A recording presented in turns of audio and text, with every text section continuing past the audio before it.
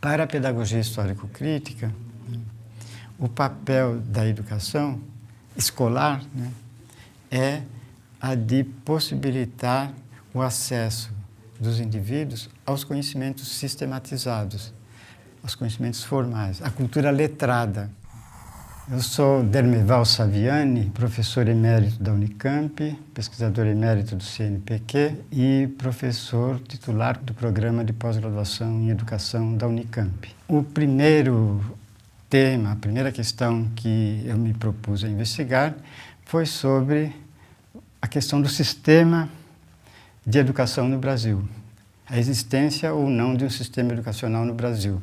E isto foi o tema da minha tese de doutorado, defendida em 1971, em que eu mostrava, a partir de um exame da trajetória, dos debates e do texto da Lei de Diretrizes e Bases da Educação Nacional, que, de fato, o Brasil não contava com um sistema nacional de educação.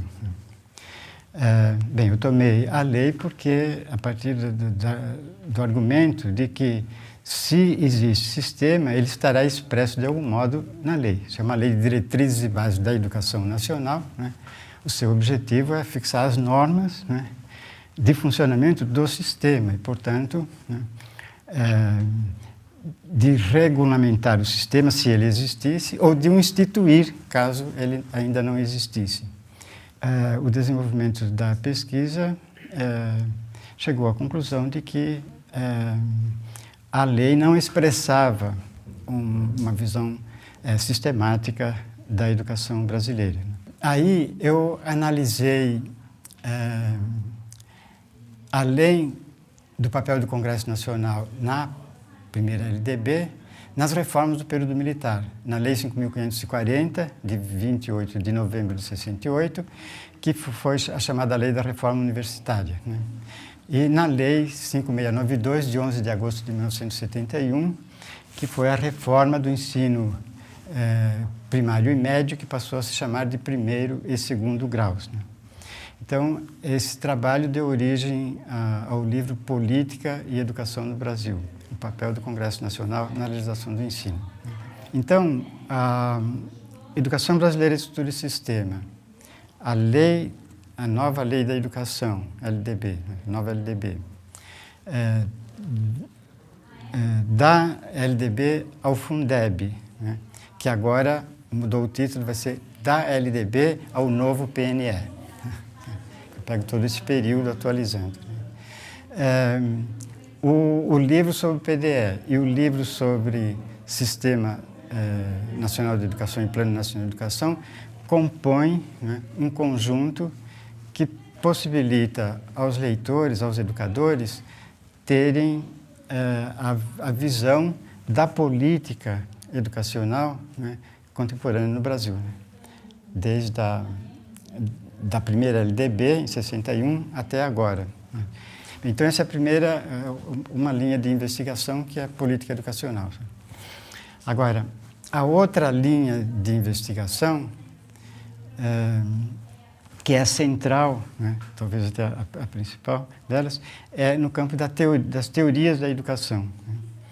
E aí a questão central era como a gente pode chegar a construir uma teoria efetivamente crítica da educação. Porque houve todo um movimento, né, de crítica à educação dominante, né, por conta de uma crítica à sociedade vigente, à sociedade capitalista, à sociedade burguesa, né. Mas o problema que eu enfrentava era que a educação burguesa também foi se transformando, né? E também se contrapôs à educação chamada de tradicional, criando uma educação nova que se propunha como revolucionária, como respondendo a todas as necessidades. Aí veio um conjunto de críticas mostrando que essas teorias, né, elas continuavam no campo burguês e, portanto, elas não asseguravam uma fundamentação que propiciasse efetivas transformações no campo social, que articulasse a educação com a transformação social. E essas teorias se fixavam muito no papel reprodutor da educação. A educação, tanto a educação tradicional como a nova. A nova se proclamava inovadora, mas, de fato, ela não fazia outra coisa senão reproduzir as próprias condições dominantes. Então, surgiram um conjunto de teorias que faziam a crítica da situação dominante. Bem, então essas são as teorias que, na verdade, eu classifiquei como não críticas, porque elas partem sempre da ideia de que a educação tem um poder sobre a sociedade. Então elas são não críticas porque não reconhecem os limites da educação, a sua determinação da sociedade e tal. Tanto a tradicional como a nova, como a tecnicista. E as teorias críticas são justamente aquelas que mostram os limites dessas teorias, que mostram como elas incidem em ilusões, em limitações. Então. Só que essas teorias críticas, elas acabavam por reduzir a função da escola à mera reprodução da forma social vigente, a mera reprodução das condições dominantes. Então, aí surgiram teorias com base na concepção estruturalista de filosofia, que formularam essas teorias. Então, a principal delas era de Pierre Bourdieu, a reprodução, que é uma teoria do sistema de ensino enquanto violência simbólica. Essa teoria, embora ela faça algumas referências a Marx, ela, na verdade, não é propriamente marxista, ela é mais weberiana do que marxista. Seu campo teórico de localização é a sociologia, sociologia da educação. Mas pensada aí é uma teoria geral da sociedade. Então é nesse sentido que ela cumpre uma função que é equivalente à da filosofia nas outras teorias. Surgiu também aí a teoria dos aparelhos ideológicos de Estado, da escola como aparelho ideológico de Estado, do Althusser, que era um autor marxista, mas que fazia uma leitura estruturalista do marxismo. E, nesse sentido, também encarava a educação mais pelo aspecto de seu papel de reprodução das relações vigentes. E uma outra teoria, que é a teoria da escola dualista, de Baudelot-Stablet, que foi exposta no livro A Escola Capitalista na França, e esta teoria explicitamente se fundamentava no marxismo e explicitamente articulava a educação com a luta de classes e buscando se guiar pela categoria de contradição. Mas as contradições que vigiam na sociedade, quando ia para o campo da educação, elas desapareciam, porque a educação ficava de um lado só, como instrumento a serviço da dominação. Não teve nenhum papel na libertação da classe trabalhadora. Mas eu não conseguia ver uma teoria articulada que desse conta da questão. Então, o meu problema era me caminhar na direção da formulação dessa teoria. E foi isto que eu formulei em 1982. Então, eu enunciei uma primeira tese de caráter filosófico, do caráter revolucionário da pedagogia tradicional e do caráter reacionário da pedagogia nova. Uma tese de caráter pedagógico-metodológico, do caráter científico do método tradicional e do caráter pseudocientífico dos métodos novos. Bom, a terceira tese era especificamente política, de como, quando mais se falou em democracia, nas escolas, menos ela foi democrática. E quando menos se falou em democracia, mais ela foi democrática. Para dizer que na escola tradicional não se falava em democracia, mas a escola funcionava como instrumento de de acesso à democracia. Enquanto que na Escola Nova se fala a todo momento em democracia, né? Mas a democracia acaba não acontecendo. Tá? Aí eu demonstrei isso historicamente, né? Como é que, com o surgimento da sociedade capitalista, da burguesia e tal, a escola tradicional, né, foi construída como instrumento de redimir a humanidade, né, da opressão e permitir que os súditos se convertessem em cidadãos. Quer dizer, esse é o grande projeto da educação burguesa quando ela era revolucionária. Quando ela se tornou conservadora, aí ela abandonou essa busca da igualdade essencial entre os homens, né, e começou a admitir as diferenças. Né, e vem a escola nova. Não, os interesses das crianças, as crianças são diferentes entre si, tem que ser respeitadas as diferenças. Né, na verdade, ela está justificando a desigualdade. Né, então, é reacionária. Bom, demonstro isso historicamente, as 3 teses, né, para concluir que uma posição efetivamente revolucionária não está nem no campo tradicional e nem no campo da pedagogia nova, mas numa teoria que supere a ambas, incorporando os seus avanços e superando os seus limites. Né. Então, essa era a teoria que precisava construir. Aí eu publiquei um artigo chamado Escola e Democracia para além da teoria da curvatura da vara. Aquele primeiro foi publicado com o título Escola e Democracia, a teoria da curvatura da vara. Eu publiquei outro para além, e nesse aí é que eu construo os elementos de uma teoria crítica não reprodutivista. E isto foi publicado em 1983 no livro Escola e Democracia, cujo primeiro capítulo são as teorias da educação e o problema da marginalidade, que foi um artigo que eu tinha escrito para a revista Caderno de Pesquisa, publicado em 82. Ali eu analiso as teorias não críticas, as teorias crítico-reprodutivistas e a necessidade de uma teoria que fosse além desses limites.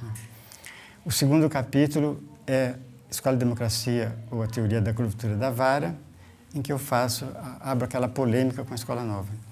E o terceiro, Escola e Democracia, para além da teoria da curvatura da vara, onde eu delineio a nova teoria. Né? Isso compõe o livro Escola e Democracia, que agora está na 42ª edição. Né? Então, essa teoria, ela recebeu o nome em 1984 de Pedagogia Histórico-Crítica. O seu núcleo básico é um esforço de elaborar uma teoria pedagógica que ultrapasse, porque vejam bem, todas as críticas que eu via às pedagogias dominantes, né, inclusive de inspiração marxista, eu tinha dificuldade de distinguir das posições liberais, porque os liberais também proclamam uma educação crítica, ativa, transformadora, que forme a consciência crítica e tal. E como é que você distingue, então, uma coisa da outra? Então, aí eu fui trabalhando com a teoria marxista, mostrando as contradições da ideologia capitalista, da ideologia liberal, né? E tentando construir a teoria em cima da concepção dialética materialista, né? A partir do modo como Marx trabalhou o método, né? Então, o texto dos Grundrisse, que são aquelas anotações de Marx, né? O texto, o método da economia política, depois foi publicado no livro Contribuição para a Crítica da Economia Política. Ali, Marx mostra como é que o conhecimento se desenvolve, né? Mostra como no conhecimento você parte das impressões imediatas, né? Parte do empírico, né? Que é um todo, mas é um todo caótico, uma visão confusa que se tem, né? E a partir da análise desse todo, né? Então você vai para o segundo momento, que é o momento analítico, né? Da abstração, né? Procedendo por abstração, você chega a identificar quais são os elementos que caracterizam esse todo, né? Só que chegando nesse ponto é preciso fazer o caminho inverso, né? E reconstruir o todo agora compreendido como uma síntese de múltiplas determinações, né? E aí é que eu chego ao concreto, né? Então eu construí uma teoria pedagógica que parte do empírico e chega ao concreto pela mediação do abstrato, né? Que parte, então, da síncrese e, pela mediação da análise, chega à síntese. Certo? Então, os alunos entram para a escola, para a sua formação, com uma visão sincrética, uma visão confusa, né? O papel, então, da escola é fazê-los ultrapassar essa visão sincrética e chegar a uma visão sintética. A passar de uma visão da percepção sensorial imediata, que é o empírico, aquilo que se manifesta, para chegar ao concreto. Porque Marx, nesse texto, mostra que o concreto é síntese de múltiplas determinações, unidade na diversidade. Portanto, é o ponto de chegada e não o ponto de partida do conhecimento. O ponto de partida é o empírico, mas normalmente, na linguagem comum, se confunde o empírico com o concreto, né? O concreto é o ponto de partida porque o concreto é a base, é a realidade, é a estrutura do real, que o homem não conhece diretamente. Para conhecê-la, ele precisa proceder por mediações, né? Então, esse é o verdadeiro ponto de partida, porque ele está na base, né? Eu começo pelo empírico, que é a percepção imediata do concreto, né? E pela mediação da análise do abstrato, eu chego então a reconstruir o concreto no pensamento. Aí eu passo então a compreender o concreto, né? Então é o ponto de chegada do conhecimento, não é o ponto de chegada da realidade. A realidade é o concreto, certo? Então essa é a segunda linha. A terceira linha, está articulada com essa, é a de história da educação, né? Porque como a concepção filosófica que eu vim abraçando e desenvolvendo, a do materialismo histórico, é centrada na história, né? Que o homem é um produto da história, né? E que a educação tem o papel de permitir que as novas gerações se apropriem, né? Da riqueza acumulada pela humanidade ao longo do tempo, né? Então, a outra linha de investigação é da análise histórica e da história da educação. E isto implicou em alguns estudos, né? Um deles é o livro História das Ideias Pedagógicas no Brasil, publicado em 2008, primeira edição, agora está na quarta edição, que é parte do início da colonização do Brasil, né? Tem até no primeiro capítulo tem um tópico sobre educação indígena, mostrando como, quando os portugueses chegaram aqui, eles encontraram um povo, alguns povos, e que tinham também um processo educativo, né? Mas depois começa, com a chegada dos jesuítas em 1549, a educação formal, com os colégios e tal, nesse processo de catequização e de aculturação, né, dos índios, né, a cultura ocidental, né, na sua expressão portuguesa, e uma educação que também envolvia os colonos que aqui chegavam. Tá? E aí vem, então, todos os períodos, os 4 grandes períodos da história da educação brasileira, desde lá do século XVI, né, 1549, até o momento atual. O primeiro período é o do predomínio da vertente religiosa da pedagogia tradicional, que vai de 1549 até 1759, né? Então, da chegada dos jesuítas até a expulsão dos jesuítas em 1759. Né? Depois, o segundo período é o período que vai de 1759 até 1932, né? E que compreende a disputa entre a pedagogia tradicional na vertente religiosa e a vertente leiga. O terceiro período vai de 1932 a 1961, que é o período de predominância da pedagogia nova, né? Das ideias pedagógicas renovadoras, né? E o quarto período, que vai de 1961 até os dias atuais, que é o de predomínio das ideias pedagógicas produtivistas, que vem lá depois da LDB, 61 vem o movimento vem a influência da teoria do capital humano, né? Depois as leis da reforma militar, aquela busca da eficiência e produtividade, né? E isto, embora todas as críticas ao período militar, esse produtivismo se manteve e foi exacerbado com o neoliberalismo aí.